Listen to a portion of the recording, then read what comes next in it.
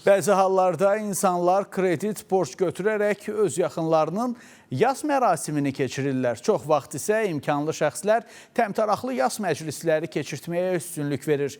Bəs ehsan verilməsi yas mərasimlərindən yığışdırıla bilərmi? Hansı ki, son bir neçə ildə ölkəmizdə yas mərasimlərində bir sıra adətlərin yığışdırılmasına da şahidlik edirik.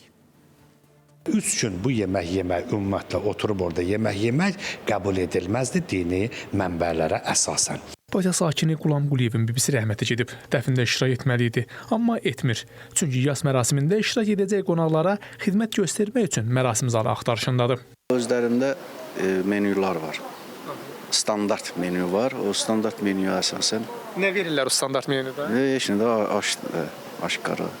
Yas mərasimlərində müxtəlif növ yeməklər, şirniyyatlar və içkilər süfrəyə verilir. Keçmişdən bugünə qədər davam edən və artıq unudulmaz bir adətə çevrilmiş yas mərasimləri bəziləri üçün öz nüfuzlarını göstərmək vasitəsi kimi dəyərləndirilir. Bəzi insanlar öz adlarını yüksəkdə tutmaq məqsədi ilə təmtəraqlı ehsan verməkdən çəkinmirlər. Digərlər isə maddi imkanları məhdud olsa da bu ənənəni yerinə yetirməyə mənəvi borc bilirlər və süfrədə çeşidli yeməklər olmasa belə ehsan verməyə çalışırlar. İllərdir tövsiyə olunan, lakin hələ ki yığışdırılması mümkün olmayan adətlərimizdən biridir. Yas mərasimlərində ehsan süfrələrinin açılması. Hansı ki, dostdan, qohumdan, qonşudan geri qalma misalı ilə toy adətlərində olduğu kimi elə yas mərasimlərində də hətta dəbdəbəli ehsan süfrələri də açılır. Qiymətləri isə menyulara görə dəyişir. Hansı ki, sadə çay süfrəsinə görə 5-10 manat, yemək olan, ehsan verilən menyularda isə bu qiymətlər 12 manatdan 35 manata qədər, hətta dəbdəbəli ehsan süfrələrində bu qiymətlər biraz da arta bilir. Son bir neçə ildə Naxçıvanın bir neçə rayonu da daxil olmaqla artıq ölkəmizdə 3 rayonda yas mərasimləri ehsanla deyil, sadə çay süfrəsi ilə keçirilməyə qərar verilib. Millət vəkili Ceyhun Məmmədov deyir ki, israfçılıqla keçirilən dəfn mərasimləri ciddi problemlərə çevrilib. Bəzən insanlar borc götürürlər, bəzən kredit götürürlər və bəzən də buna ehsan adını qoyurlar. Yəni ehsan bu formada olmalı deyil.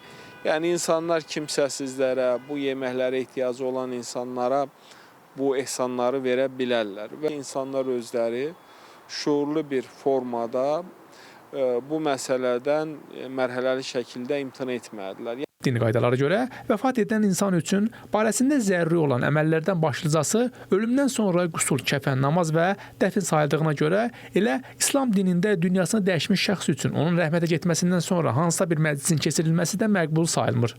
Sadəcə biz əgər araşdırsaq, baxsaq görərik ki, Həzrət Peyğəmbərin yaxınlarından vəfat edir və o necə davranır. Buyurur ki, 3 gün rəhmətə gedən evində yemək yemək ümumiyyətlə bəyənilmir.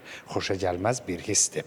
Hətta sizlər, Rəsullahın tapşırığı belədir, özünüz yemək pişirin və aparın, o vəfat edənin ailəsinə təqdim edin. O ki qaldı insanların yaxınları üçün təmtəraqlı ehsan məclislərinin keçirilməsinə. Bu, bilmirəm, hər hansı bir rəqabətdənmi irəli gəlib, hər hansı bir biznes qazancından irəli gəlibmi, şadlıq, xeyir-şər evlərin tikilməsindən və yaxud çadırların verilməsindən və yaxud ruhanilərin iştirakından nəsə bir səbəb olub ki, sadəcə bizim xalqımızda bu çox rövnəq tapıb. Qeyd edək ki, yas mərasimlərində ehsan verilməsinə qoyulmuş qadağa artıq bir neçə qonşu ölkələrdə də həyata keçirilir. Rəşad Vəkiloğlu, Əfqan Bayramov, Space xəbər.